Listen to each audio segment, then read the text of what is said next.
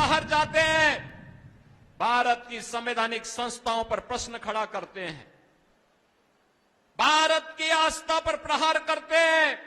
कांग्रेस तो आपके पास आएगी, नारा देगी, इन लोग भी आपके पास आएगी, जाति का नारा देगी। कांग्रेस और इन लोग से पूछना चाहता हूं, इन्होंने जब इन्हें सत्ता मिली थी तब क्या किया था, क्या से कैसे कैसे नजारे थे इनके समय में, लूट धड़ल ऐसे होती थी, यहां तक कि हिंदू मंदिरों से भी ये लोग पैसा ले लेते थे।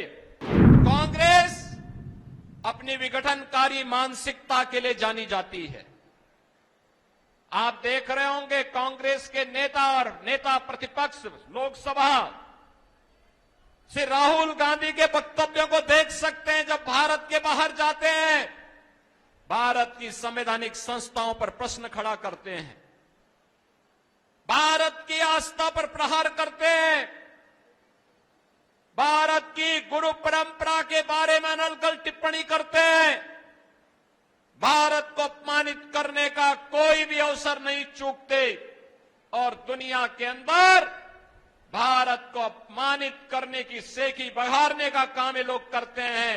ये लोग जो देश की सुरक्षा के साथ खिलवाड़ करते हैं, इन लोगों से उम्मीद करना कि भारत की सुरक्षा और भारत की समृद्धि के लिए कोई प्रयास करेंगे, ये बेईमानी होगी। और कांग्रेस आज इस बेईमानी पे उतर चुकी है। मैं आपसे ये कहने के लिए आया हूं, इन्होंने आजादी के बाद 75 वर्षों में लगातार अपने राजनीतिक स्वार्थों के लिए समाज को आपस में लड़ाने का काम किया, जातीय सेनाएं खड़ी की। ये जातिवाद, ये मत और मजहब की राजनीति, ये विकास की सबसे बड़ी बाधा है।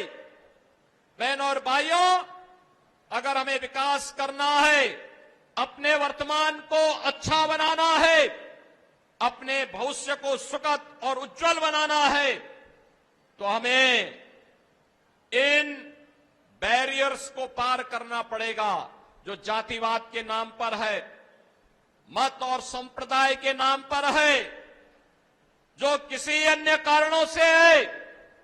इन सब से उबर करके कार्य करना होगा। और इसी के लिए 14 में प्रधानमंत्री मोदी जी ने देशवासियों को मंत्र दिया था। उन्होंने कहा था, मेरी सरकार जाति, मत और मजहब से ऊपर उठ करके कार्य करेगी।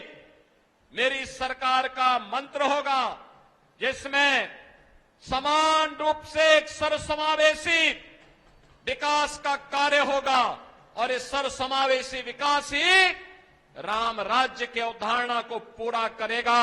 और इसके लिए उन्होंने मंत्र दिया था, सबका साथ, सबका विकास का। बहनों और भाइयों, याद करिए, कांग्रेस तो आपके पास आएगी, नारा देगी, इन लोग भी आपके पास आएगी, जाति का नारा देगी, विभाजन की नारा देगी।